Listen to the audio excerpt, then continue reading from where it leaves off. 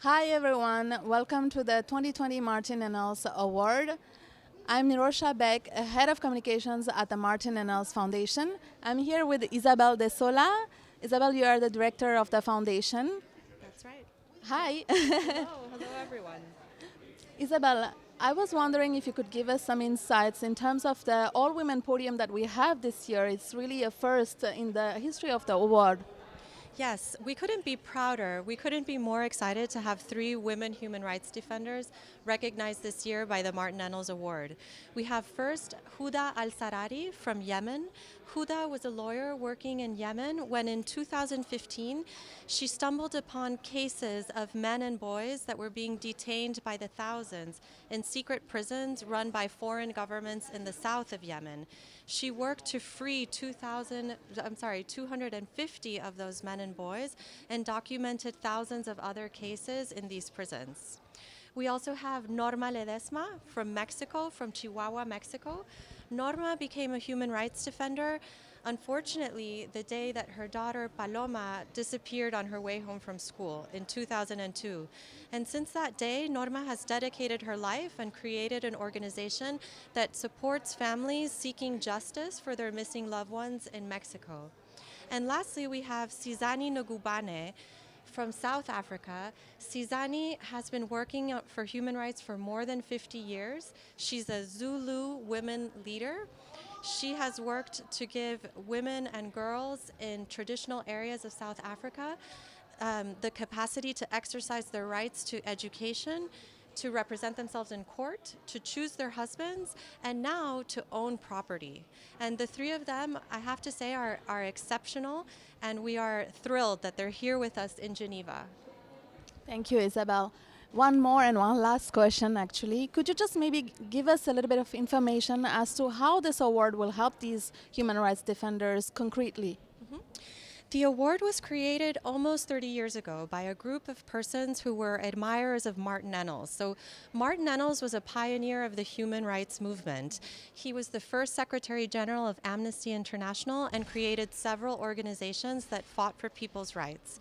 When he passed away in the 90s, an award was created in his honor with the hope that the visibility and the legitimacy and the energy of this award could support and protect, give a sort of protective barrier around the person that won it.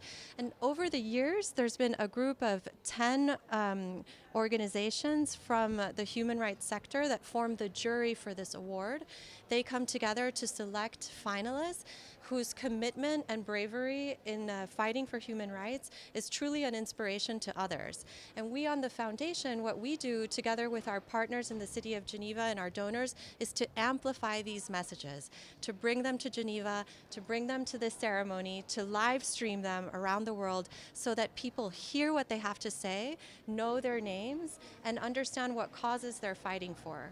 The idea is that the more of us that stand behind these defenders, the stronger they will be and the more effective they'll be in their work. Thank you, Isabel. Thank you, everyone, for following us. I think we are going to start in about 10 minutes, so stay tuned. Thank you, Isabel, again. Thank you. Thank you.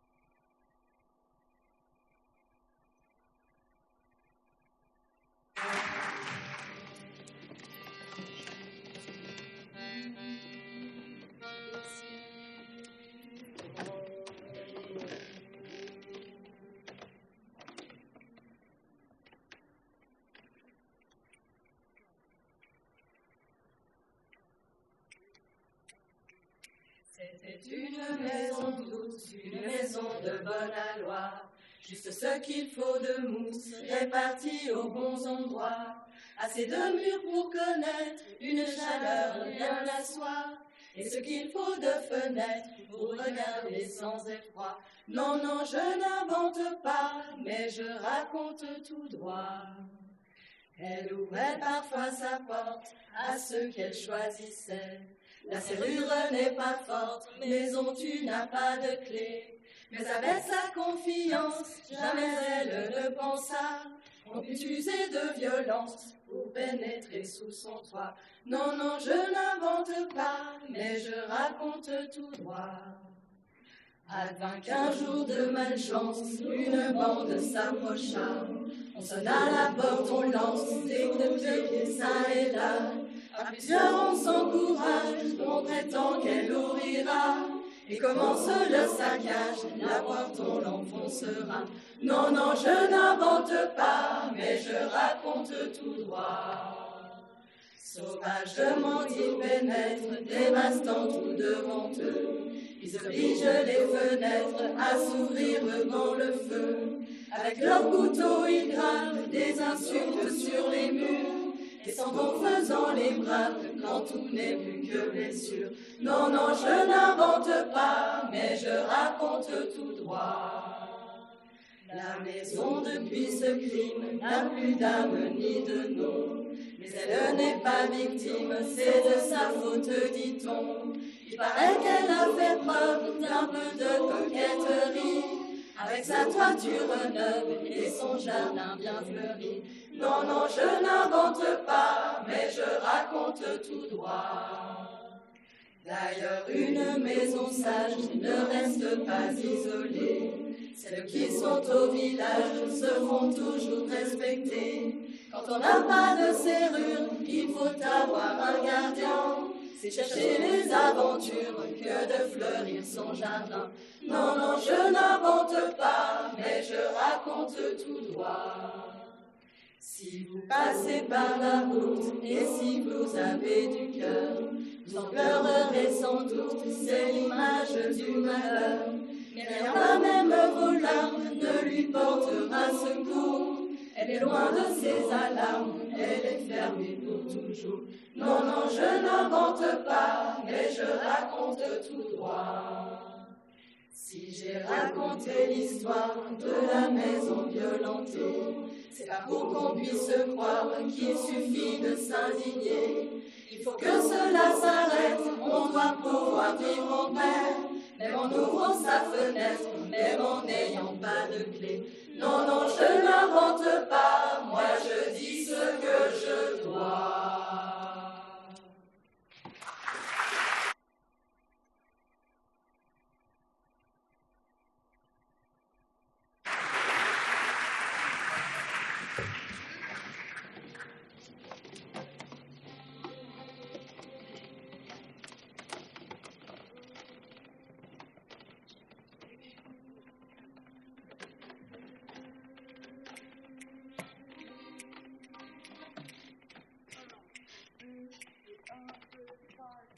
Nous qui sommes écriviers, les femmes, dans l'ombre de l'histoire, depuis la nuit des temps, les femmes, on refuse de nous voir. Le bon, nous femmes esclaves, et brisons nos entraves. Debout, debout, debout, asservis, humiliés, achetées, vendues, violées.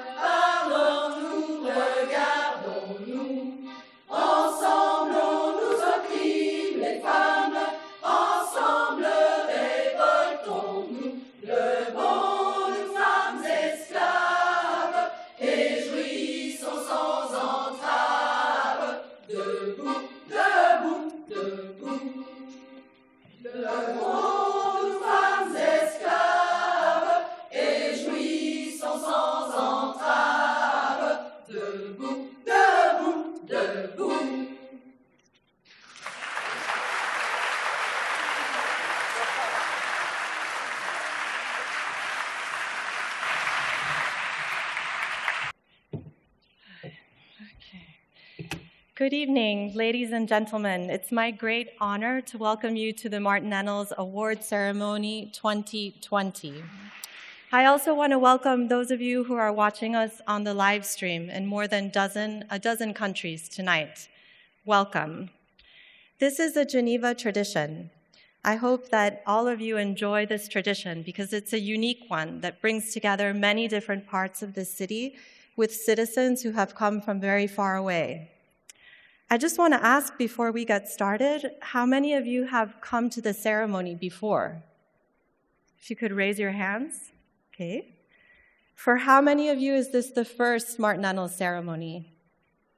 Okay, so we're many newcomers tonight. That's great.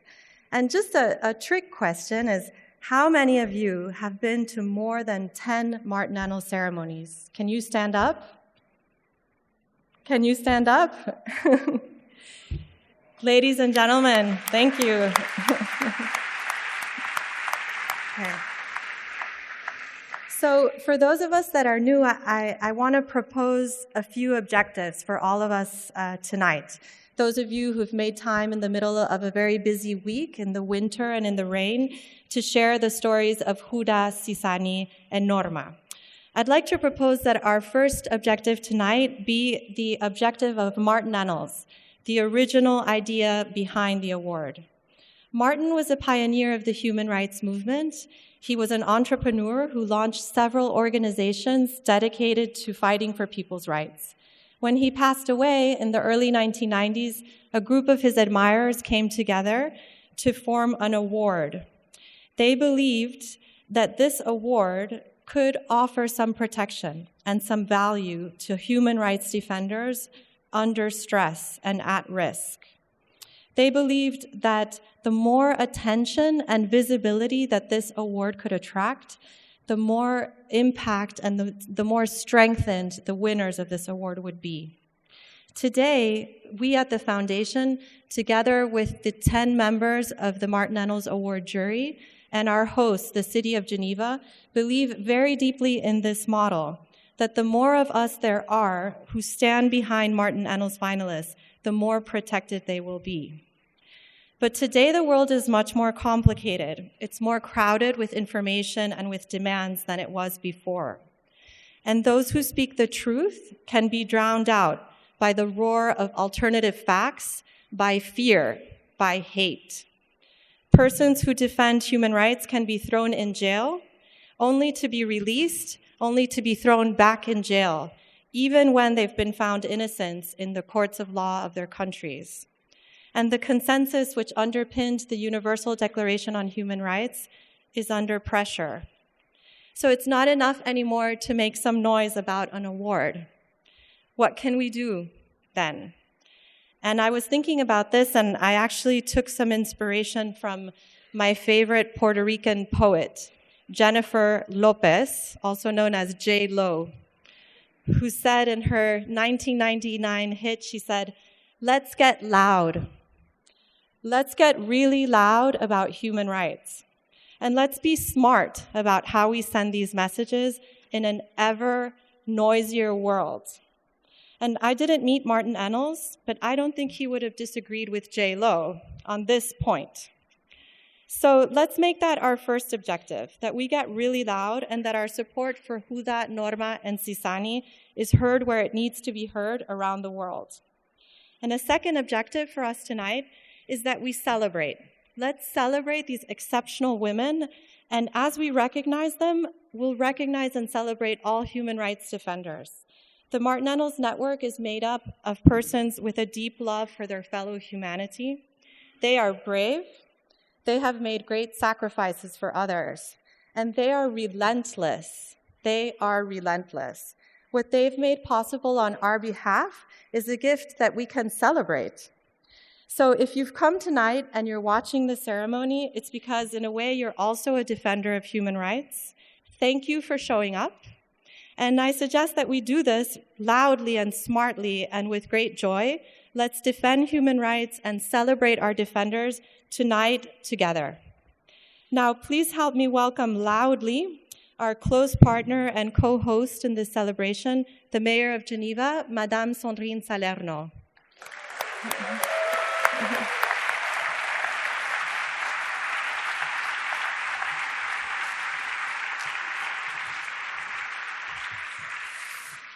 Mesdames et messieurs, chers amis, Ladies and gentlemen, dear friends, c'est un grand honneur it's pour a moi de great honor prendre for la me parole to devant vous take ce the floor soir before you pour this cette evening 26e for cérémonie du this prix Martin ceremony Ennals. of the Martin Cette année Ennals encore, la Award. remise This de year cette again, récompense permet this de porter la reward lumière sur will les bring personnalités light, shed hors light du commun, on persons that are se out of distinguant par common, la force who de leur are engagement, distinguished by the leur strength of abnégation et their leur courage. work and their Alors que les courage. droits humains And continuent although d'être human attaqués rights are partout still et being sans cesse, attacked alors everywhere, que celles et ceux qui les despite défendent that n'ont jamais those who été defend autant them haven't menacés, as mis en danger, ever la before been remise de in ce prix danger, revêt this toujours award davantage un is caractère essentiel. more than Je suis ever donc essential, particulièrement and heureuse et therefore I am fière ce soir particularly que proud Genève, and happy capitale today that internationale des droits Geneva, the humains, soit cette international année city of encore et pour human longtemps, je rights, l'espère, be le once partenaire again de cette and cérémonie. for many years to come, one of the main de cette 26e organizers of this édition et event. pour la Part première of fois this dans 26th l'histoire du prix, edition, for the ce first sont time 3 in this femmes award, d'exception 3 qui ont exceptional été women sélectionnées par have le been jury selected international. by the Je international tiens à jury. saluer I would avec like force to ce choix. warmly Alors même que vous me welcome savez this choice. viscéralement You attachée know aux that questions I am d'égalité highly et à la mise en attached to valeur du issues rôle of joué equality par les and femmes the dans role toutes les women sphères have de la in société. all spheres of Nous le society. savons. We Une des know that transformations les plus one of marquantes the du most XXe siècle important est liée transformations à of la the 20th reconnaissance century mondiale is linked du to fait the world's que les recognition droits of des the femmes fact et that l'égalité female des genres and sont women des objectifs rights and gender légitimes. equality are Cet legitimate immense bouleversement objectives. n'est This pas dû au huge hasard. change Il is not résulte du by travail hazard, it's the déterminé result de of a femmes very determined courageuses et de mouvements work qu'elles ont of very créés. brave Leur activisme, women. leur Their plaidoyer, activism, les progrès their incroyables defense and qu'elles the ont amazing atteints progress ont they've changé à reached jamais have notre changed conception de la forever justice the way sociale, we see tant et social si bien justice que les formes de and discrimination, the de different violence ways et of d'exclusion discrimination, fondées violence sur le genre. based on gender is now Auparavant, under si attack, normales sont désormais les even problèmes though they reconnus à seemed défaut normal d'être in résolus. the past. Partout dans le monde, Everywhere les in femmes the world, se battent women donc are avec fighting conviction, with bravoure, strength abnégation pour leurs droits for fondamentaux. their fundamental global rights, qui a existe en global Suisse movement également. that En also juin can be 2019, found l'année in passée, Switzerland. ce In sont June ainsi 500 000 2019, femmes qui se sont mises en 500,000 grève dans women notre pays went pour on réclamer strike in our country l'égalité to maintenant claim et dans tous for les domaines. equality now Militantes, and forever in all citoyennes, sectors of étudiantes, society. retraitées, Activists, students, syndicalistes, retirees, mères, migrantes, trade elles ont unionists, porté mothers, ensemble migrants, des they all revendications carried together essentielles the et rappelé basic que lorsque les revendications, femmes and we s'arrêtent, must recall le that when monde women s'arrête. stop, world Si also la stops. situation en Suisse If peut bien the sûr situation sembler in Switzerland positive can au seem regard de ce qui se positive, of passe dans course, d'autres if we régions du compare it monde, to what il s'agit can be cependant happening in de other rappeler regions ce of the soir world, que we chaque must jour, not les forget femmes de tonight notre that pays every day sont women in our exposées aux country discriminations, are aux suffering stéréotypes, discriminations, au harcèlement, stereotypes, aux violences de abuse, genre, dans la rue, gender dans les violence transports, au in travail, the streets, dans leur in intimité, transport, le at work, sexisme in their atteint leur intimacy vie, of atteint the leur personal corps. lives. Car les discriminations de Because genre gender constituent une discrimination problématique is a structurelle qui ne structural connaît pas de problem that frontières, has qu'elles no soient borders, économiques, whether they be sociales, economic, culturelles, social, cultural, géographiques, et qui geographical représente borders, une and that it violation des represents droits one fondamentaux of les plus the fréquentes dans most le monde entier. frequent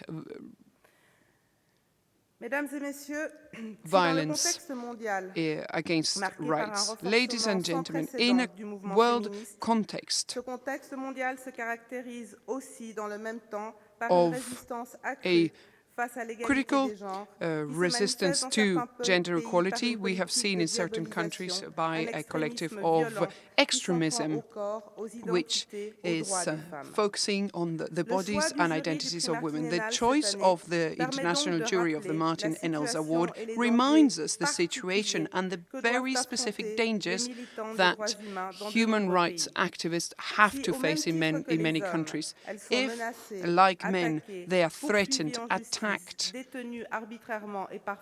arbitrarily detained and sometimes even murdered, these women also face very specific abuse because of their gender and the topics they fight against, and they expose themselves to physical, verbal violence or even sexual violence used as a means of torture.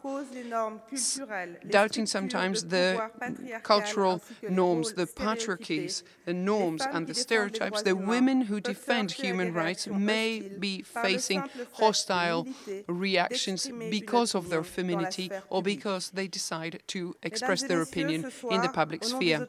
Ladies and gentlemen, on behalf of the Geneva authorities, it's with great emotion and warmth that I would like to congratulate the three finalists, Ms. Huda Al-Sarari, Ms. Norma Ledezma and Ms. Sizani Ngubane for their courage, which they have proved to carry with great pride. I hope that with this award we will be able to encourage the power that human rights activists have in their own countries, and that it will allow them to carry on getting their causes to progress. Their conviction and the strength of their actions strengthens the respect we have for them. I would like to thank as well the members of the Martin Ennals Award. I would like to thank this very important foundation for the work they carry out, and I would like to congratulate as well Ms. Isabelle de Sola for her recent naming as director of the foundation, and thank you all. Thank you for being here tonight. Your presence is one of the best ways to show how important human dignity and justice are for us. Let's not forget that men and women who defend human rights are those who are fighting against violations against our human rights. Let's remember as well what our individual responsibility is. Let's leave behind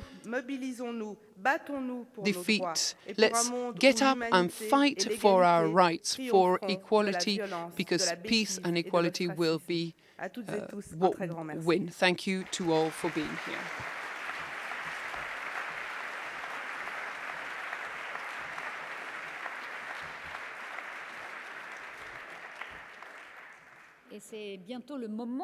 So soon we'll be able to meet the three finalists of this award. We'll be introducing them one by one. We'll then have a 20-minute discussion with them in order to be able to get to know them, to know what their everyday life is, and we will then move on to the presentation of the award. It will be Ms. Michelet Bachelet, UN High Commissioner for Human Rights, who will be presenting them with the award. I would like to now present on the panel Ms. Huda Al-Sarari.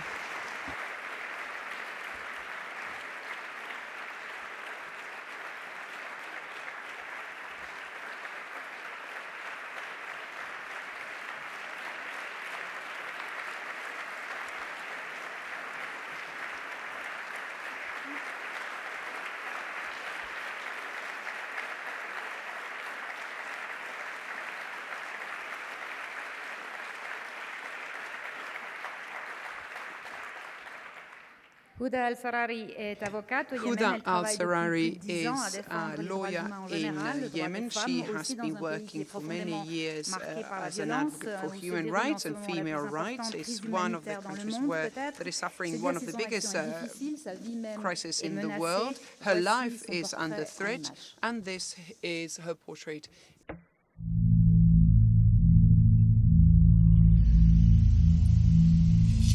هذا داخل السجن بحيث إنهم ما يعرفوش، لأنه إذا حد شافهم ممكن يتعرضوا للتعذيب، فبالتالي كان الخلسة بشكل سري وكأنه سرقة، يعني يصوروا.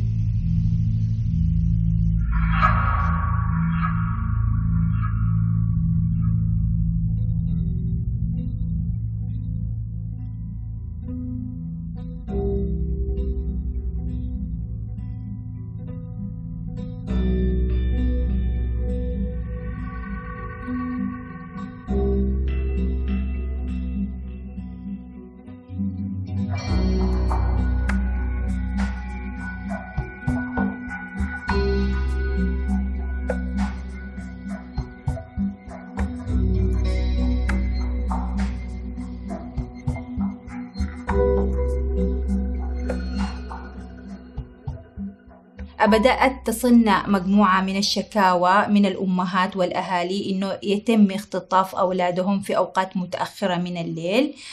طبعا كانت هذه المداهمات تحدث ما بين الساعة 12 ليلا إلى الساعة 3 فجرا، وهذه كانت ضد الإجراءات القانونية المتعارف عليها في التشريعات اليمنية. وبما أننا محاميين كنا متنبهين إلى هذه النقطة، إنه تتم المداهمات من غير أي مسوغات قانونية. ما هي الجهة التي سوف تساعدهم؟ كل الجهات أو السلطات القائمة في محافظة عدن كانت تنفي صلتها بما يحدث، وكانت تنفي أنها تقوم بعملية المداهمات. هذا هو ما شدني للعمل في هذا الملف، أنه لا أحد تكلم بهذا الانتهاك ولا أحد يستطيع الولوج. طبعا الأمهات أو الأهالي بشكل عام يعني ما كانوش يعرفوا إلا فين يتجهوا.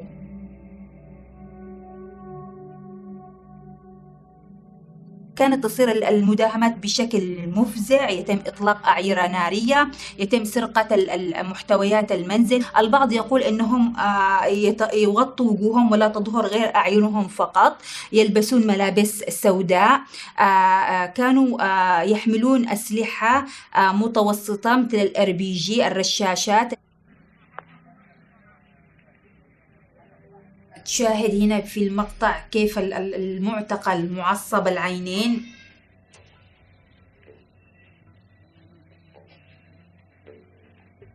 كيف يتم إجلاس المعتقلين بصورة مهينة جدا ومعاملتهم معاملة غير إنسانية.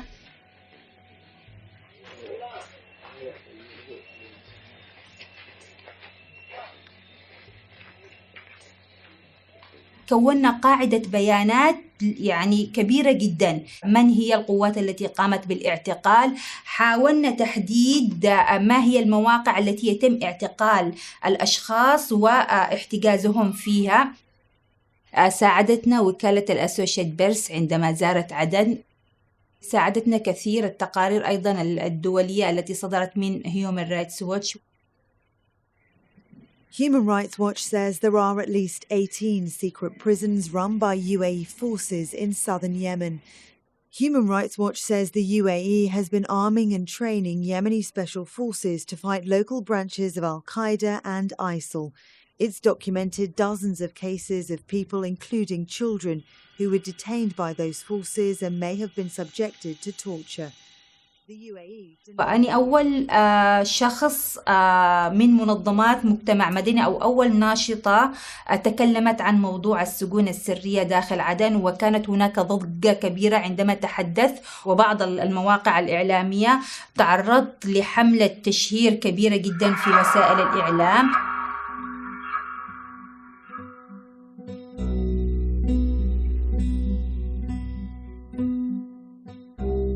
تلقيت أنا شخصياً تهديدات، كنت خائفة جداً. أستمع إلى شكوى أمهات المعتقلين عما يتعرض له أولادهم. أرجع إلى البيت أجري وأقفل الباب علي خوفاً من أنه حد يلاحقني.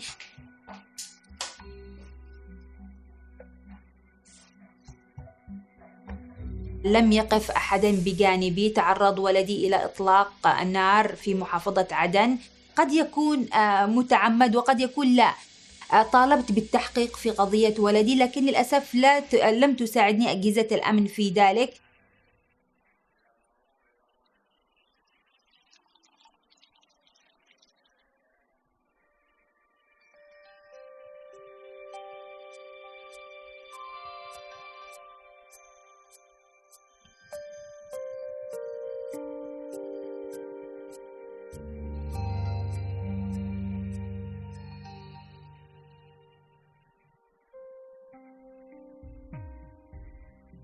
لدي أمهات مكلومات، خاصة بعد فقدان ولدي صرت أشعر بألم ويعني غصة الأمهات لفقدانها لأولادهن.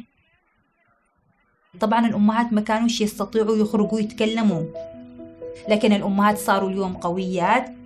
صار هناك رابطة رسمية باسم أمهات المختطفين والمعتقلين. لديها أيضا حتى مواقع على وسائل التواصل الاجتماعي مثل تويتر، الفيس.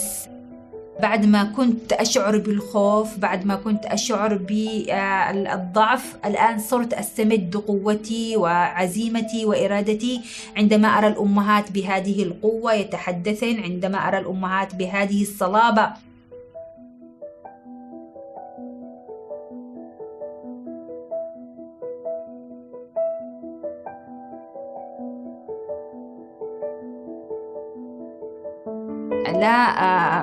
ما أعتقدش إنه سوف أتوقف بيوم عن الأيام عن عملي، بالعكس تماما.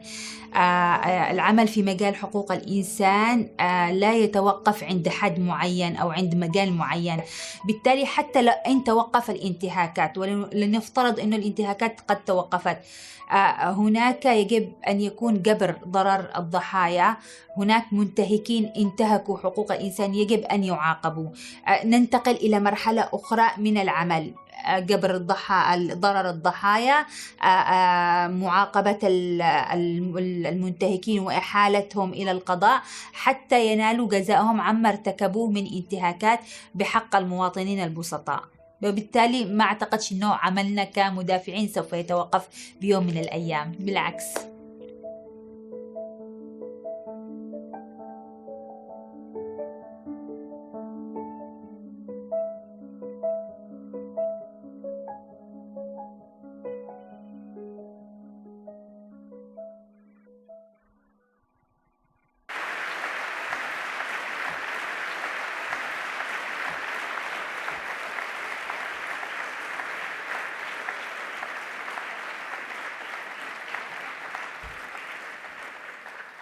We will now like to welcome our second finalist, Ms. Norma Ledezma, who will also come up to the podium.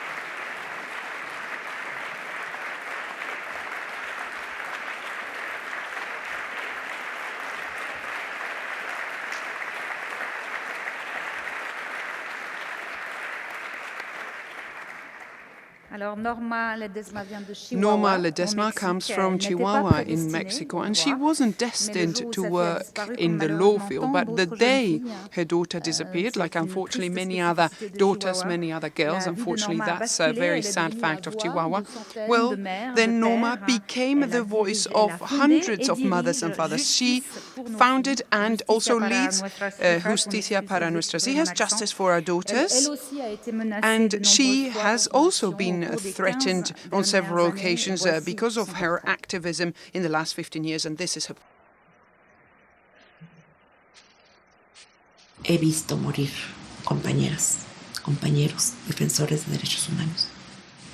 Desde entonces tengo guardaespaldas. Han sido una serie de amenazas. Hasta he recibido balazos en la casa. Hay comandantes que se han acercado a decirme, vamos a ser prudentes. Y yo siempre les contesto, las víctimas que yo represento, ¿no? Siguen esperando encontrar a su familiar. Nosotros no podemos descansar mientras que no le entreguemos la verdad a esa familia.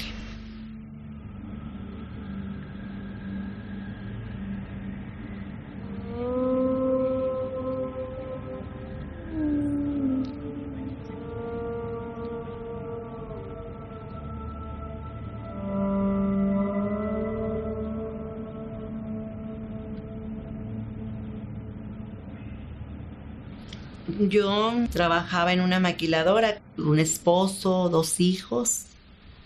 La niña Paloma de 16 años, Fabián, mi hijo de 12. Paloma trabajaba también conmigo en la maquiladora y estudiaba un diplomado de computación. El 2 de marzo del 2002, Paloma a las 3:15 de la tarde se despide de nosotros. Ella tenía que haber regresado a las 8:30 y a las 9 Paloma no había llegado. La buscamos toda la noche por los caminos, por los periféricos, por las calles, por si algo le hubiera pasado. en todos los hospitales, pero pues nadie sabía nada. Nos fuimos a poner el reporte de denuncia. Nos dijeron que por regla teníamos que esperarnos 72 horas para buscarla, porque seguramente por ahí estaba con alguien. Yo estaba convencida, totalmente convencida, a Paloma se la habían llevado. Y creo que ahí empieza a cambiar mi vida. Yo sentía que algo le había pasado y nadie me estaba ayudando a buscarla.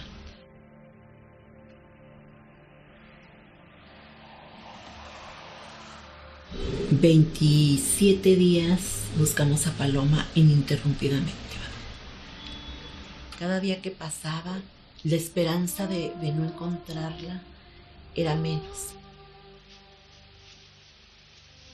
El 29 de marzo se localizó el cuerpo sin vida de una mujer. Mi resistencia normal era: no puede ser Paloma. Pero sí era. No sé hasta ahorita qué pasó, quién se la llevó.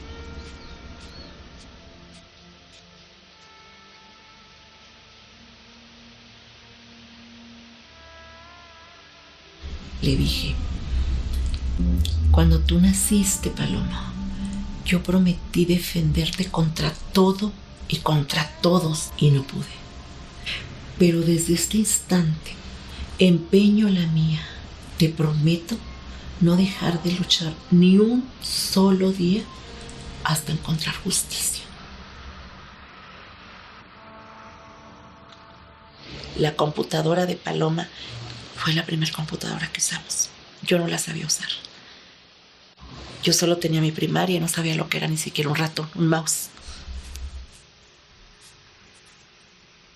Duré 5 años estudiando, hasta que me recibí con la licenciatura de Derecho. El sabor de la justicia me gustó. ¿Qué serían esos beneficios? Mucho. Él tiene una operatividad. Hay momentos que amargan trabajar con el gobierno. Tenía mucho odio a las autoridades, más que a los propios asesinos. Pero después de muchos años, creo que ahora hemos logrado lo que tenemos. Fiscalías especializadas, personas comprometidas, capacitadas. Hay personas con el corazón puesto a servir a la sociedad. Sí, no, adentro de la bodega ya no hay cuerpos. Nos consta porque se metió máquina y todo. Incluso con la máquina descartamos que no se... Y también había aprendido que el Estado, hasta que alguien con unos ojos externos lo sigue presionando y lo sigue revisando. Aprendimos el camino. Teníamos que mantener los casos con una mirada internacional para que el Estado pudiera beneficiar a la sociedad. Entonces, tenemos que usar las herramientas que tenemos y el gobierno tiene que hacer lo suficiente para reconstruirnos. Que han sido asesinadas, que continúan sus asesinatos en la impunidad. Todavía este año al menos ahorita hay como 80 mujeres asesinadas en Chihuahua. Esa es la autoridad aquí en México. Desgraciadamente, a pueblos chicos, a pueblos grandes, a ciudades, a estados como este. Pero todos son los mismos. Tenemos miedo de salir a la calle, la verdad.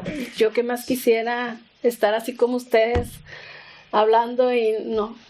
Había muchas autoridades, entonces por eso dije yo, no voy a... ¿qué?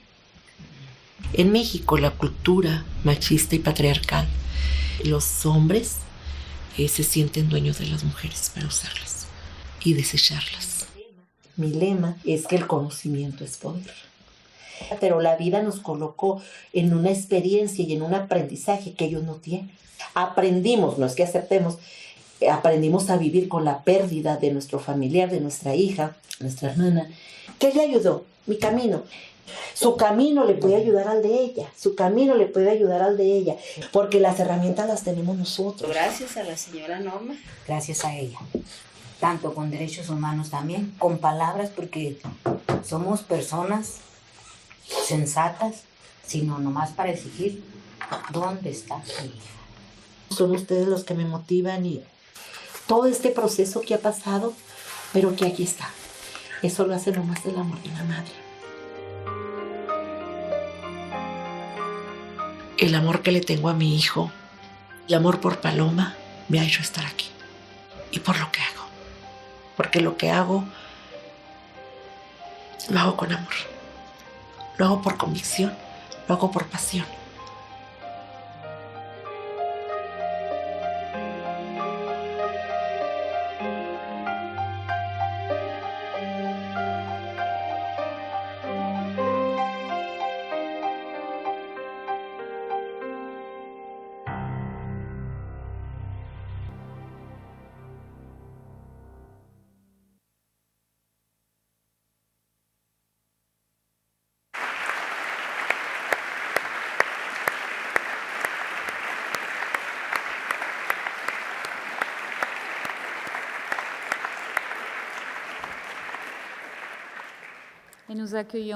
We now welcome our last finalist, Ms. Sizani Ngubane, Mama Sizani, like she is known in her country, South Africa.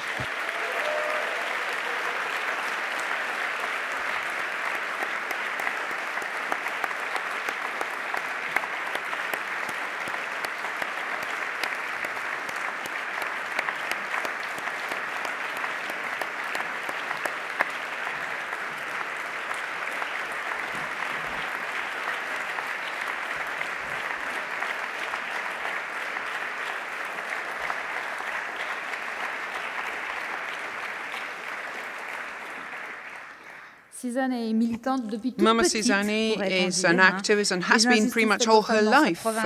She was shocked about the inequalities suffered by women in her province of KwaZulu-Natal. She, as an activist within the African National Congress, contributed to the South African Constitution on behalf of rural women. Women often suffering patriarchal norms because they are forbidden from land ownership. Her own mother was thrown out of her own house, and since then, she's been fighting on behalf of all these women who are currently, still today, being thrown up, and she's fighting for them. This is her.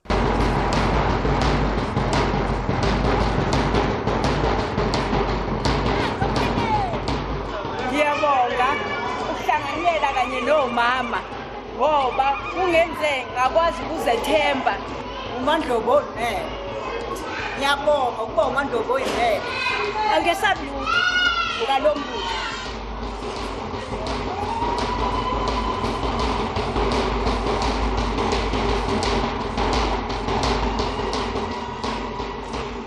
Who should be afraid of me? I think the traditional leaders are afraid of me because they don't even call me by my name. They call me the woman who hates traditional leaders, which is not the truth. I don't hate them. I hate what they do to the women.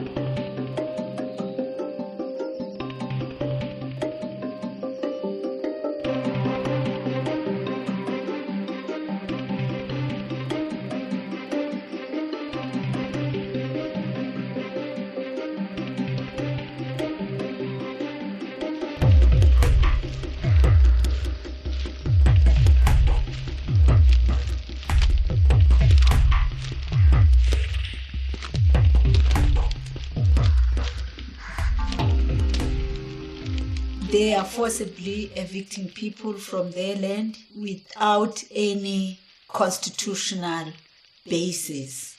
And in our culture, no traditional leader, including the king, could own land. He holds it in custody of the people. It's the people who own the land. And now it's the other way around. The traditional leaders collaborated with the apartheid regime and waged a lot of violence.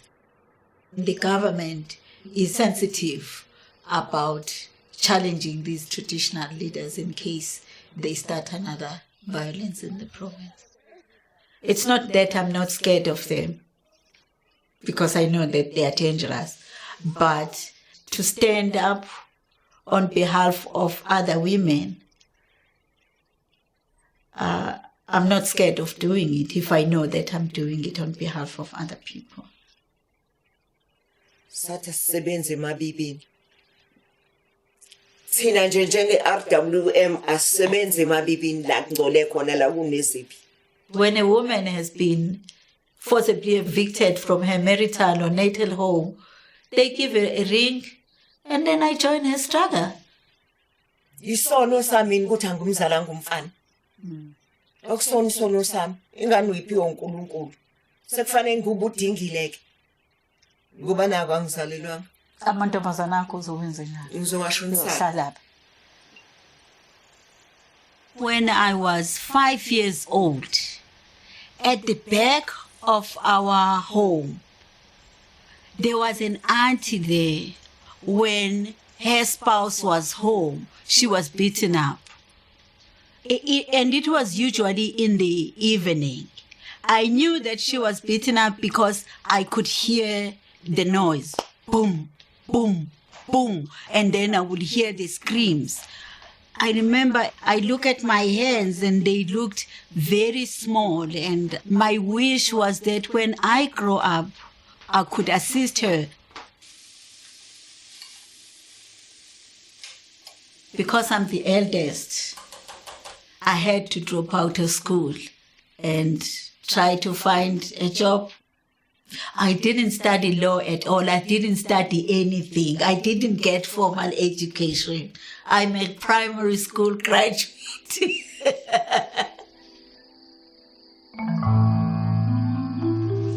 Not too many people like the work I'm doing. I am scared of the night because a group of 10 young men came and attacked me at night and they nearly killed me. They left me thinking I was dead.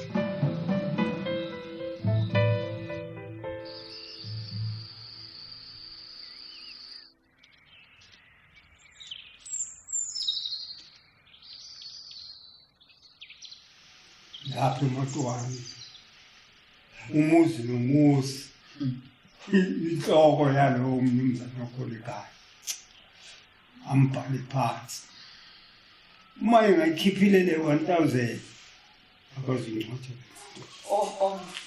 okhokho babengenzi umuntu ayenze. When we convene workshops, we're focusing mainly on knowledge and on publicity, without people knowing their rights and their position. It's not easy for them to win these battles. I love my job. I love this fight. I like this struggle, especially when I win the fight. We were very happy to be able to eradicate ukuthwala, which is an adoption of young women and girls who are forced into marriages. I didn't want to say to them what you are doing is not right, but I thought by providing training, intensive trainings on women's human rights, they themselves would say, aha, it means ukuthwala is a human rights violation.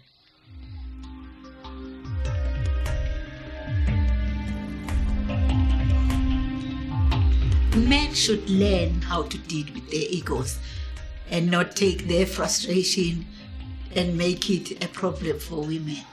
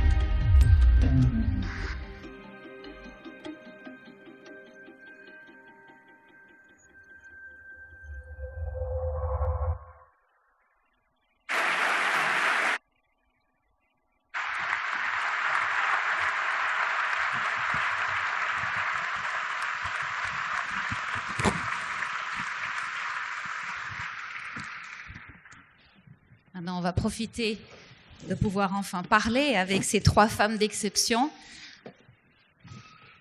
Peut-être une première question pour Sizani, qui est la doyenne ici ce soir. Maybe a first question for you. Sorry, I was asking it in French.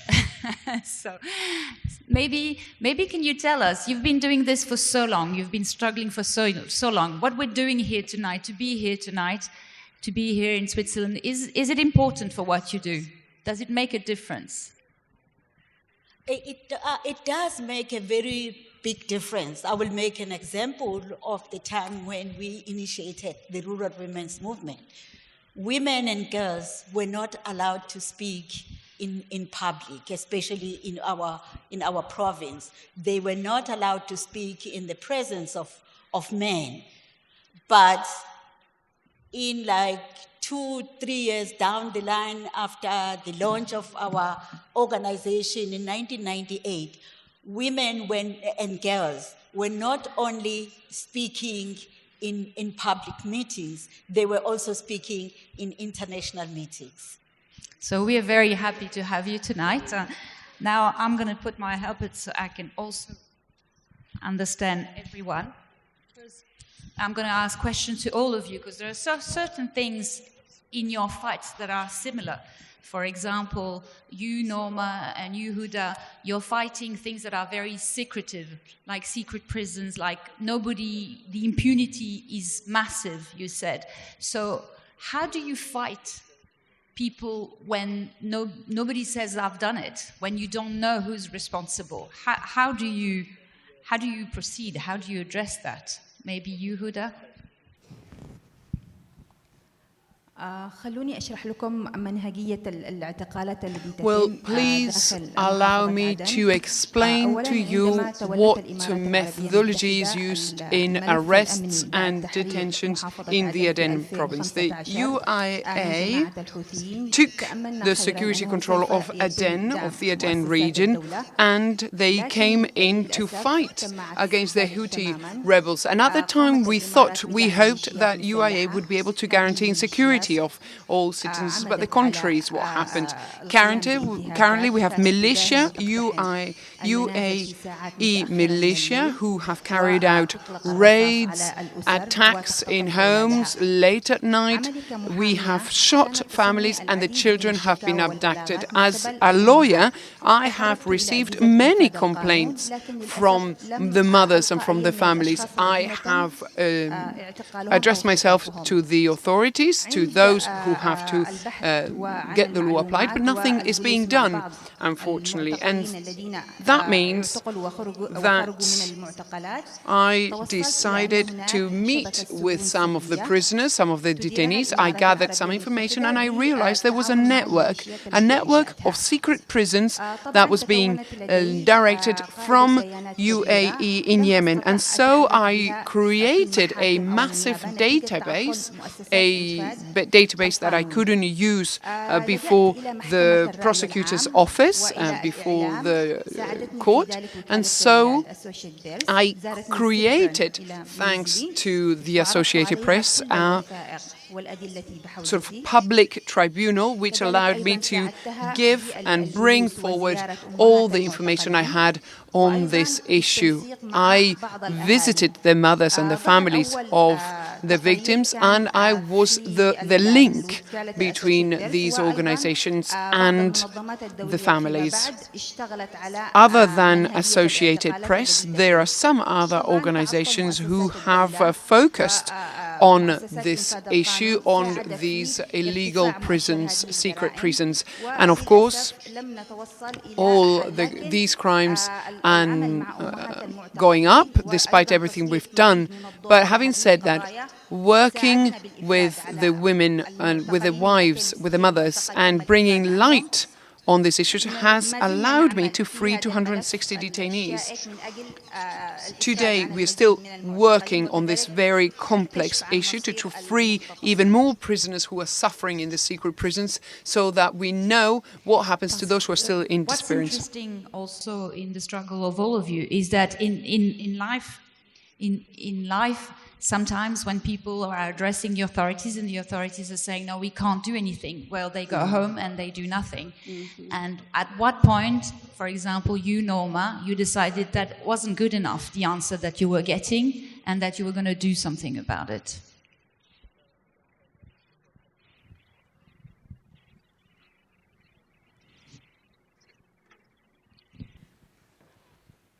Pues la impotencia, well, la frustración, the frustration y la rabia es mucha. And the anger is huge. Y no es que las autoridades no pudieran hacer nada. It's not because the authorities couldn't do anything, it's because they didn't want to. That was the big difference. Because it's easier for the Mexican government, it's easier to justify their lack of will, their incompetence, making sure that it's the families who feel guilty. But against that frustration, that anger,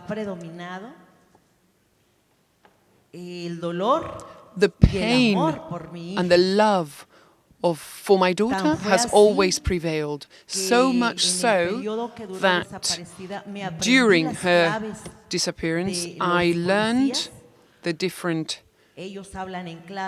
code language for the police people, for the policemen, and I did so in order to be able to try and discover how they were mocking me, really, in order to be able to face up to the government.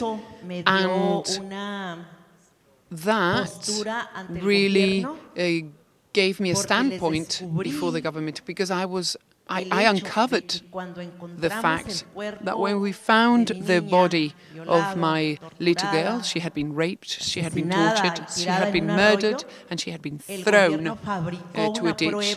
The government created an evidence that put someone in jail. And I fought to get that boy out of prison. And I think that knowledge of their workings, to know how they do that dirty job, I think that was really my weapon. That was really my secret weapon to fight against them. And I think that my biggest weapon was that love mixed with that huge pain. That became a really powerful tool, a really powerful weapon to fight everyone, including government. Would you say, the three of you, that you speak about this love of a mother?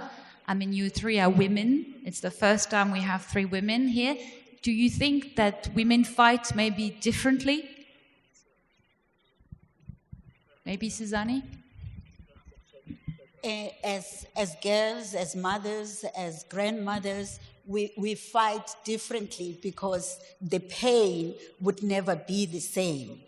We the mothers, we the ones who are responsible for raising our kids, and our response to all these abuses would be completely different from the other sector of our communities. Norma, you had to go to school again, to study the law. Did you notice a difference in the way you were treated, especially by men afterwards, when you had all this knowledge? In Mexico, the macho and culture of patriarchism has been predominant for many centuries. And when my daughter disappeared, I only had my primary schooling. So I decided to go back to school. I went to secondary school. I gave my factory job, actually, and I went to, obviously, university to study a law degree, because I thought that would be a real tool. Knowledge is power. The government makes sure that ignorance and poverty gives them a position of power over that society.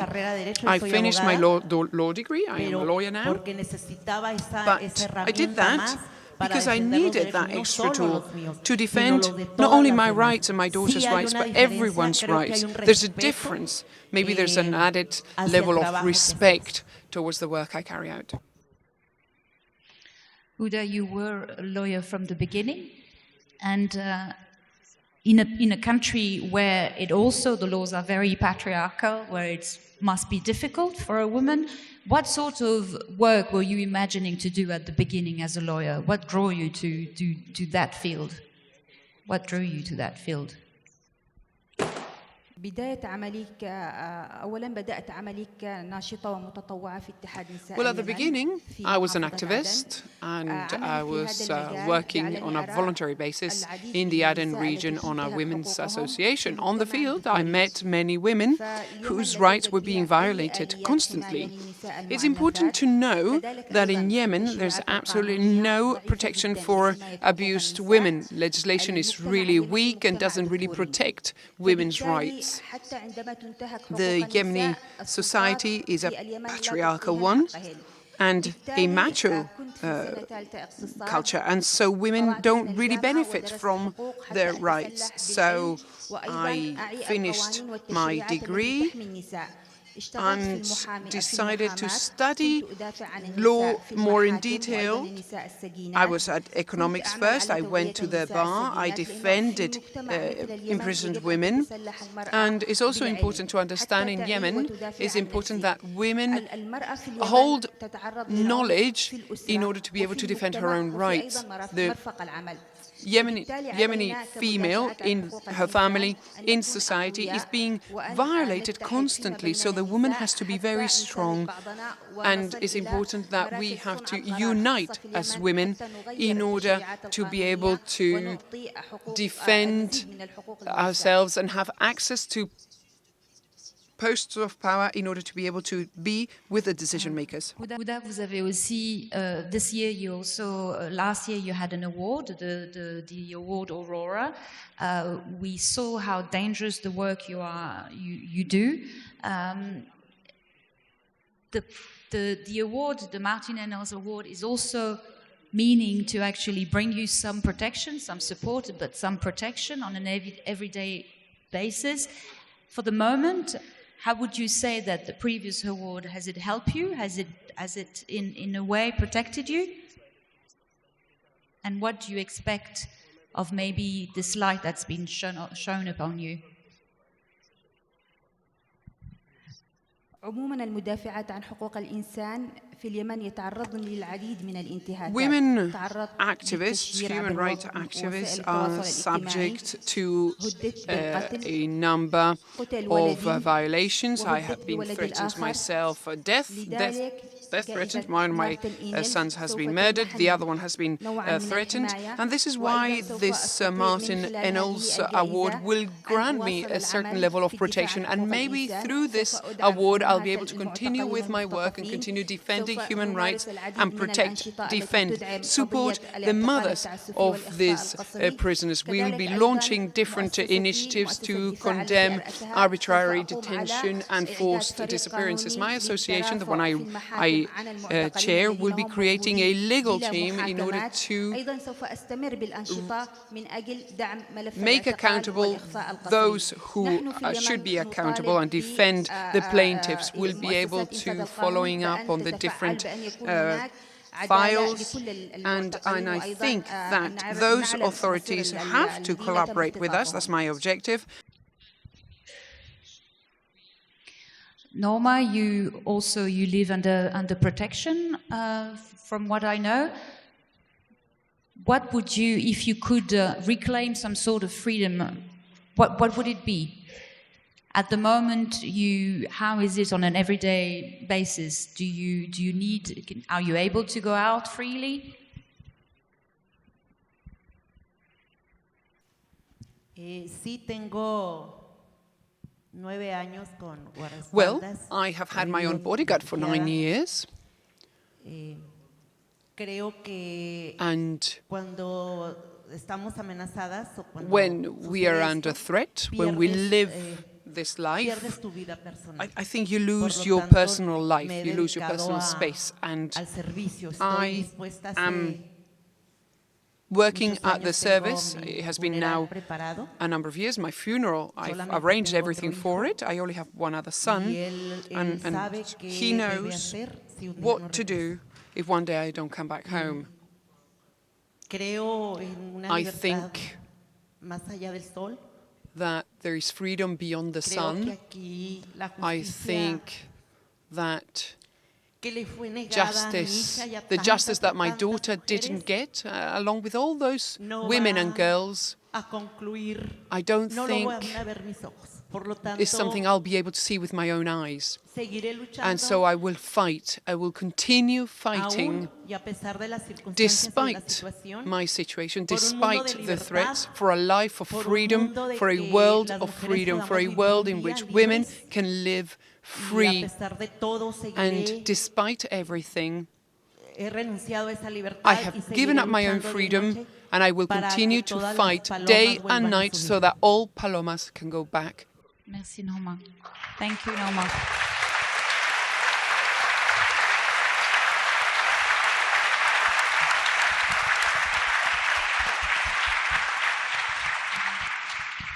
Sizani, you said a very important thing in the clip that we saw earlier. You said, I don't like to tell women what they have to do. I like to educate them, and then they know themselves what to do.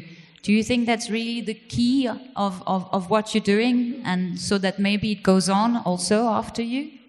It is a key, and it has worked well for me, because I don't go into the community and impose my idea. I facilitate a situation where women could find out for themselves that, what we are doing is unconstitutional. I will make the example of Ukutwala. Ukutwala is a harmful cultural practice of the abduction of girls aged between 12 and 17 and young women who are forced into marriages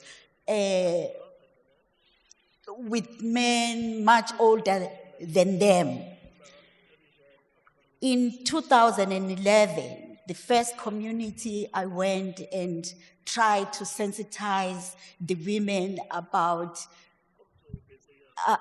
women's human rights, not wanting to say to them, what you are practicing is unconstitutional or it's not accepted. But I wanted them to find out for themselves by conducting series and series of workshops on women and girls' human rights, hoping that it will come out amongst the group of 80 women and 2 men we were working with. It will come out on its own for them to discover that what they were doing was not okay.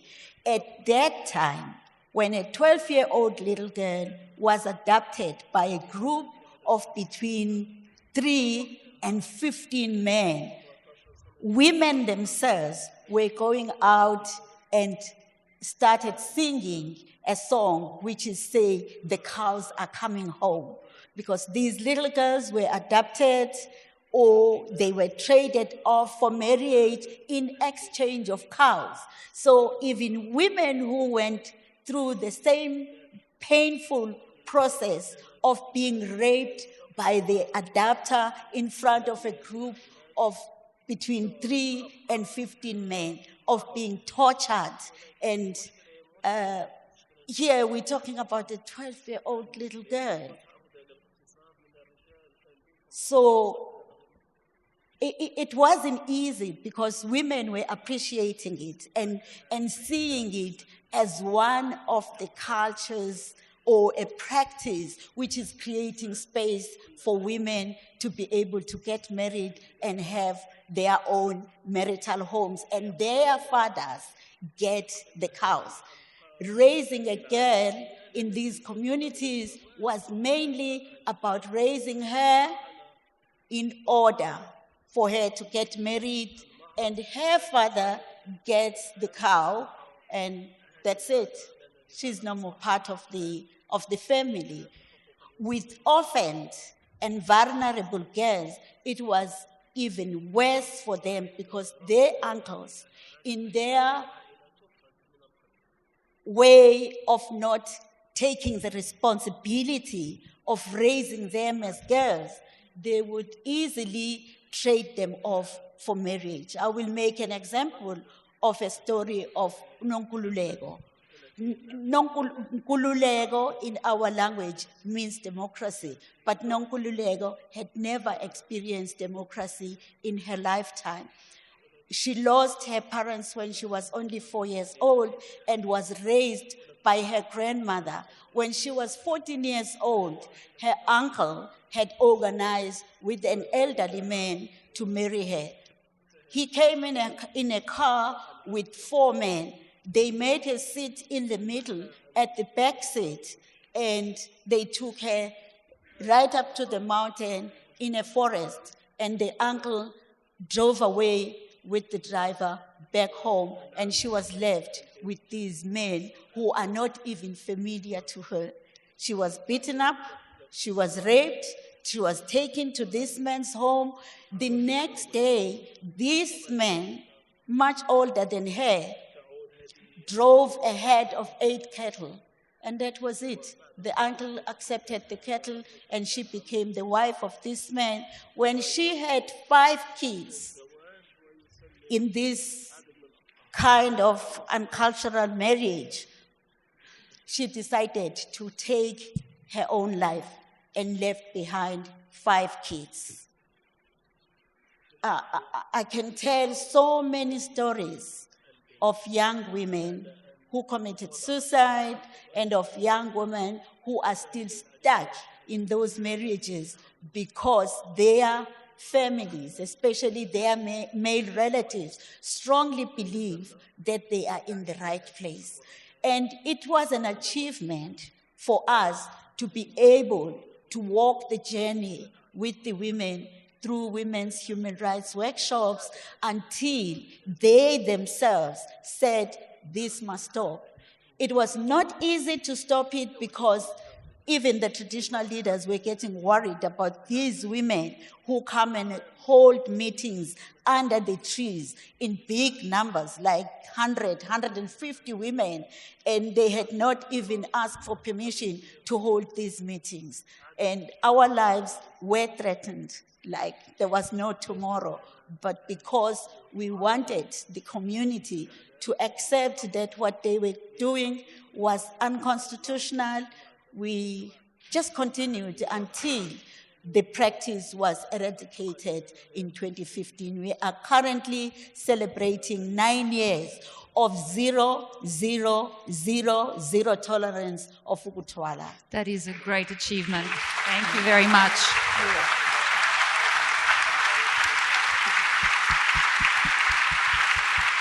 And thank you so much to the 3 of you for all the achievement, for all the struggle that you are leading every day. Et maintenant, nous avons l'honneur d'accueillir We now have the honor to have with us Ms. Michelle Bachelet, UN High Commissioner for Human Rights, twice over President of Chile, and also the first elected president in South America by universal suffrage.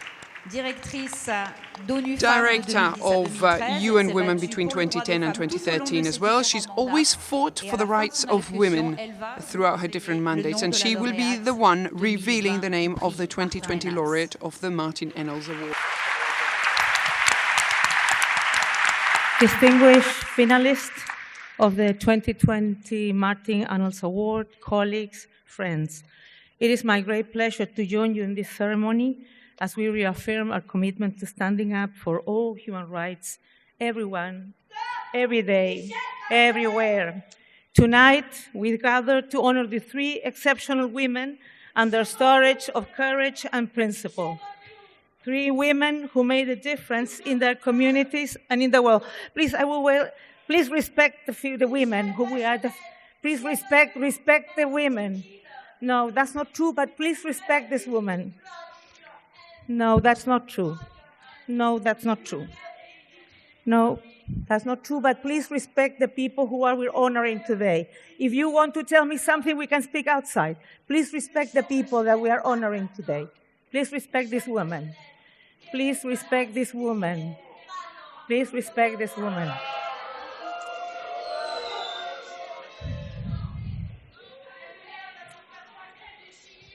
Well, tonight we're going to gather to honor these three exceptional women and their stories of courage and principle.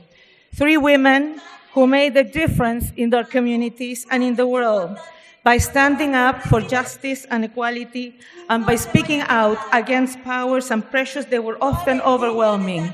Women human rights defenders have been at the forefront of advance on all human rights, as well as of social movements that have benefited all of us. I must say that a woman, as a long-life feminist, I'm very happy to be here tonight, the first time that all finalists of the Martin Ennals Award are women. Congratulations to you, and thank you for your work and commitment. Dear friends, attacks and harassment against all human rights defenders are on the rise in many parts of the world. Women, however, tend to face additional obstacles. They are frequently targeted and attacked for being feminist or simply just because they are women who are speaking up, exercising universal rights, one unfortunately still often believed as not belonging to all. Women human rights defenders are repeatedly seen as threatening the status quo, religion, and traditional notions of family, honor, so-called morality of culture. Por favor, señora, deje de ser, no diga las cosas delante de esas personas. No diga esas groserías, porque está desacreditando a las mujeres. Please honor the persons who are here being honored. Well, I'm sorry for all of this. I'm so sorry, but I'm going to finish because I'm really concerned about women here that are having what they have. Women, as a result, they can be subjected to stigmatization, ostracism, and even threats and assault. And as we have seen, women human rights defenders are repeatedly seen as threatening the status quo, religion, and traditional notions of family, honor, so-called morality, or culture. All of us know that the journey towards gender equality is still long and challenging, and we must vow to never be complacent. Although we have seen tremendous improvements in the past decades, we're still not where we should be, where we must be. We're seeing a pushback against women's rights and the resurgence of narratives against gender equality based on centuries-long discrimination. We must push back on the pushback and continue to push forward. The 2030 Agenda for Sustainable Development, which adopted by all member states of the United Nations, recognizes gender equality and the human rights of women and girls as indispensable for building a better future for all. This is a matter for all of us. Civil society has a crucial voice and plays a huge role. Still, for decades, the efforts, the courage, and contribution of women human rights defenders did not receive equal attention. Today's awards show that this is no longer true. We owe this change to women like the three of you who are shaping the future, each in their own way. For more than 4 decades, Sizani Ngubane has been fighting for human rights in her native South Africa and has been pushing for gender equality, particularly for rural women, by working on laws, but also through campaigning and advocacy. Norma Ledezma became a human rights defender when her daughter Paloma disappeared on her way home from school in Chihuahua, Mexico. Since her horrific personal experience, she has been fighting for justice for the families and victims of feminicide, disappearance, and human trafficking in her country, and supporting others to do the same. Norma is responsible for the creation of a special prosecutor office for women's victims of violence in her native state of Chihuahua. Huda Al-Sarari, a Yemeni human rights lawyer, has been working with local human rights organizations and helped expose arbitrary detention and torture of thousands of men and boys in a network of secret prisons run by foreign governments. Despite numerous threats and defamation campaigns, she keeps pursuing justice. Distinguished finalists, I'm impressed, and I think all of us are moved by your great courage, your determination, and your commitment to our common humanity. Voicing criticism, looking for inclusive solutions to challenges, and pushing for the space needed by all to fully participate in decision-making are essential to the progress of society. So thank you for the remarkable efforts for human dignity. Dear friends, tonight we celebrate the respect for our shared values and universal human rights. We celebrate standing up for them in often hostile environments. We celebrate the efforts to advance them. So it is now my great honor to announce this year's laureate of Martin Ennals Award, Ms. Huda Al-Sarari.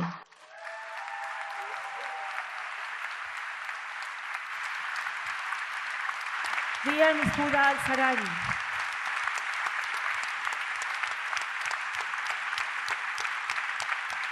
you are an inspiration of a new generation of human rights defenders in your community and beyond. This prize is a recognition of your struggle and is a public sign of support to you and all human rights defenders all over the world. I extend you my heartfelt congratulations and thank you for standing up for human rights. Shukran.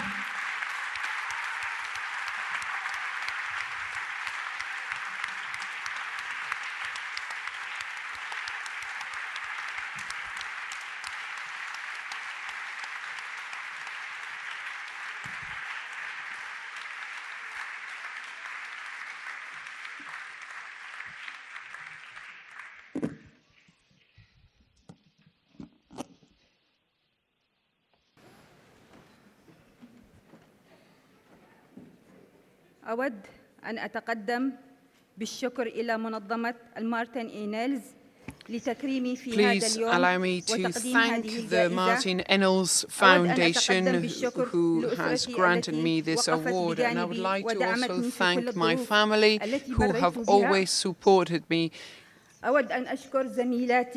Despite everything I've gone through, I would like to also thank Norma and Sizani for everything that they have done and they do for their victims. I have the feeling that their sacrifice is a sacrifice that I would have never been able to go through. It would have been unbearable for me, so thank you, thank you.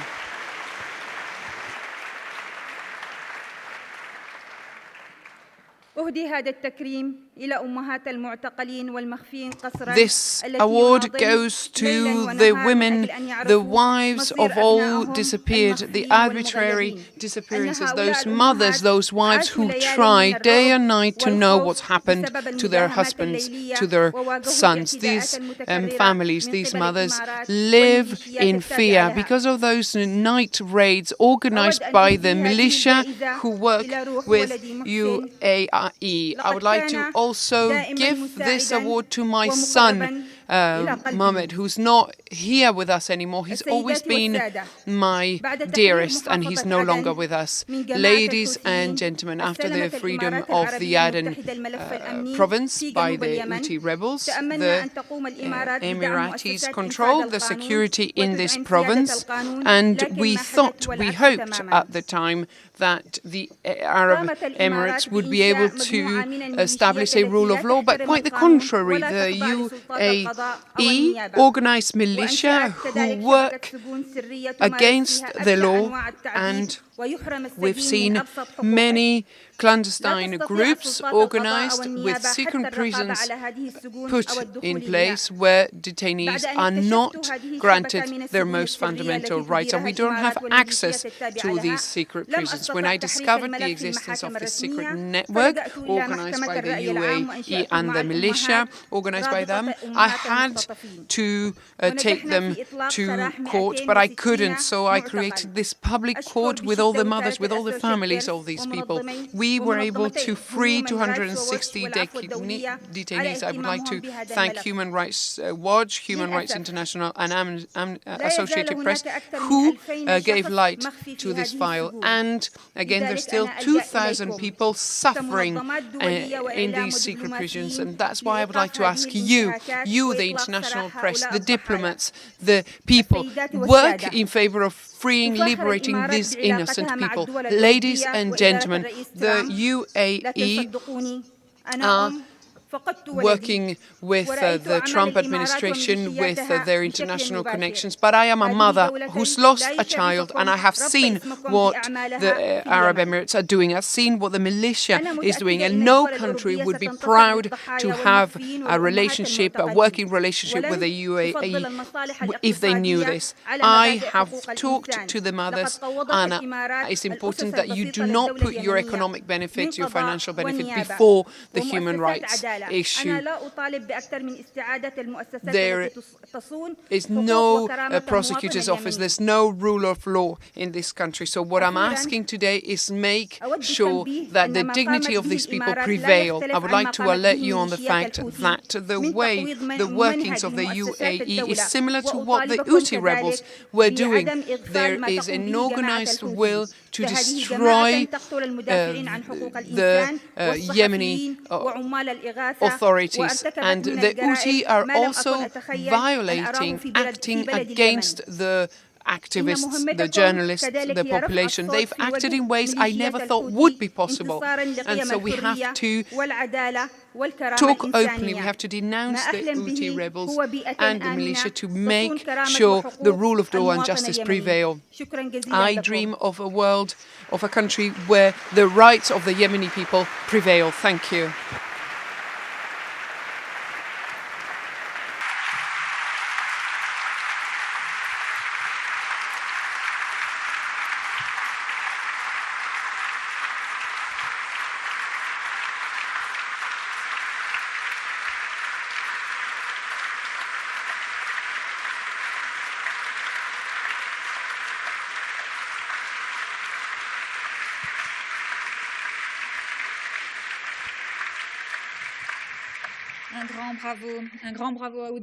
Well done, Huda. Well done as well to our two finalists, who them are being honored here today. I would like to welcome Hans Stuhlen, president of the jury of the Martin Ennals Foundation, to present them, the two finalists, with their award. He is always there, and he has done an excellent job, as well as Ms. Sandrine Salerno, Mayor of Geneva. Norma, maybe, will come. Can come here. It's better for the picture.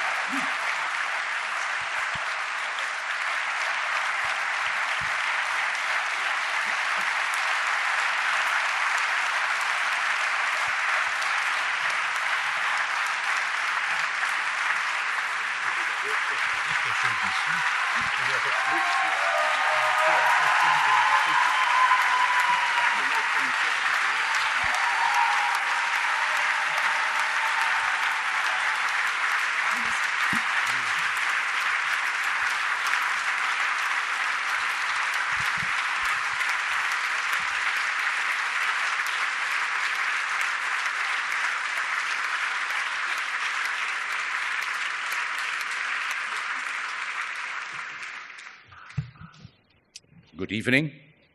As you can see, I'm the only male participant tonight. That's a great honor, and I accept it gracefully. Before I do my duty and give the award, I want to address a very recent event. And one of the advantages of being so old and involved in human rights, I want to recall you in 1993, we created the Martin Ennals, we announced the Martin Ennals Award during the Vienna Conference on Human Rights, the BIC. And there was a NGO meeting downstairs that I participated in, and where they had asked President Carter to explain more about his human rights policy. He was not able to speak really properly because he was being booed by a small number of dissident Latinos. Now what happened, and that's, I hope I can do the same. Asma Jahangir, a Pakistani human rights defender who died only 2 years ago, and who I didn't know at that moment. Later, she became one of the laureates of the Martin Ennals Award. She stood up, addressed a crowd of 2,000 non-governmental activists, and she said, "You should be ashamed of yourself. We defend the freedom to speak. You should have let Mr. Carter say. You should let him speak." And then, only then, did the NGOs, who may have agreed with the interruption, agreed that there is a principle at stake. And I want to recall that moment now, because I feel very strongly that whatever the issue is, you do not, as human rights defender, stop other human rights defenders from getting recognized.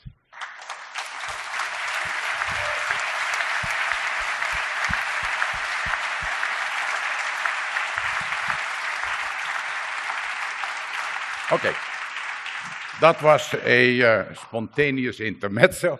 Now I do my real work with great pleasure.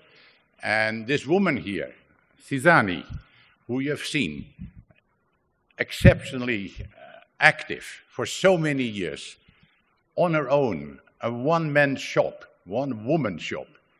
And she is able to drag all these women along and make it into a large movement. She told me yesterday that if she got some money from the award, she would use it to build a wall to protect the farm where she wants to meet with the other women, because they were already attacked in the house without the protection.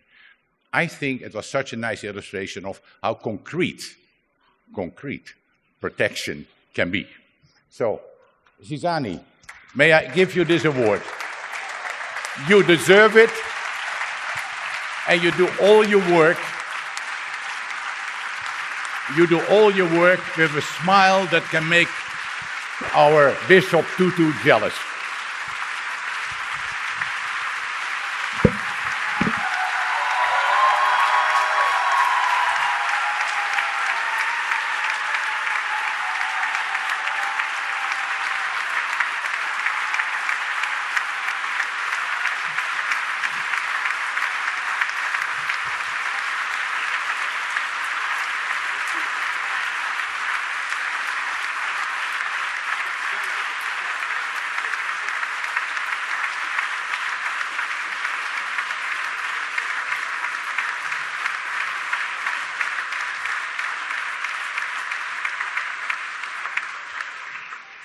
Now, this year, Isabel has told me it's going to be different. It is the end, almost. We will have a bit of informal meeting afterwards, but to end all of this, she had the idea we make a bit of a nice, happy, chaotic scene on the stage where people can make selfies of each other and maybe other people.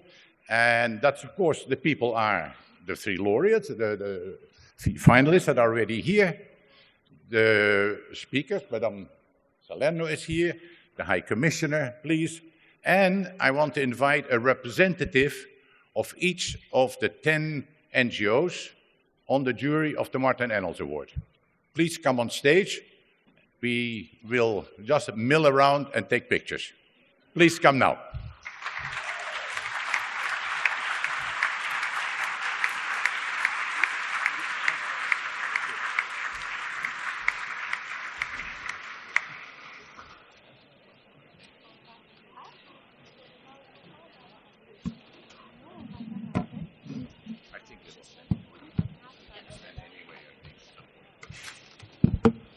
I think the idea is also that you too also be able to be part of the photograph. This could be seen as a standing ovation for our finalists before we go to the reception. So please do not leave the room, because we want you there. We want to be able to see you on those selfies too.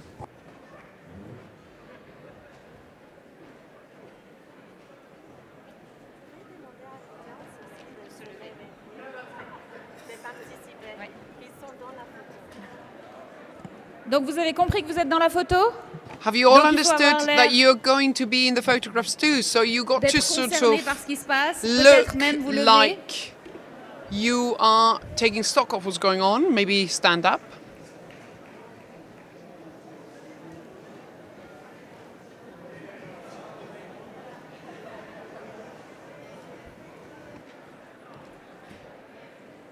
Voilà, et quand on est prêt pour la photo, je pense qu'on peut leur faire. As soon as we're ready for the photograph, I think we can do a standing ovation.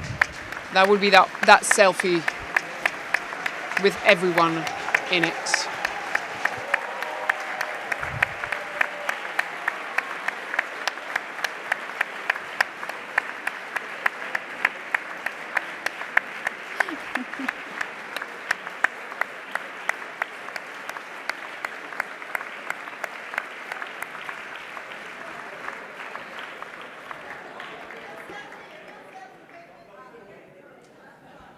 En plus, s'il faut prendre plusieurs appareils photo, on va pas s'en sortir. Hein. Okay, sorry. Apparently, we need to take a few more devices to take those selfies. Maybe we should still be clapping.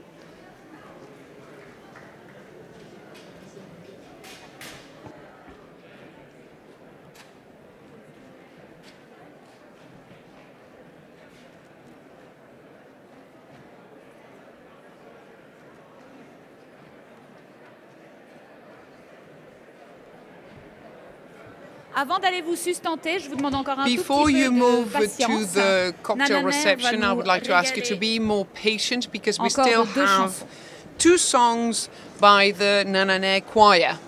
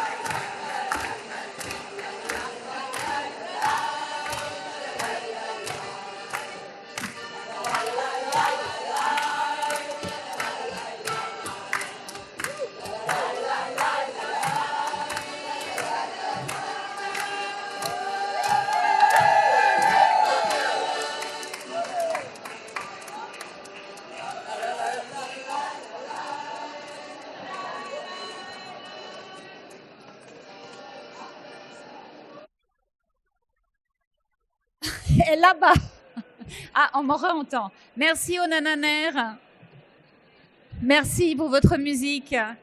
Et comme vous l'avez découvert tout seul, la ville de Genève vous convie à une réception. Merci encore tous d'être venus ce soir et à l'année prochaine.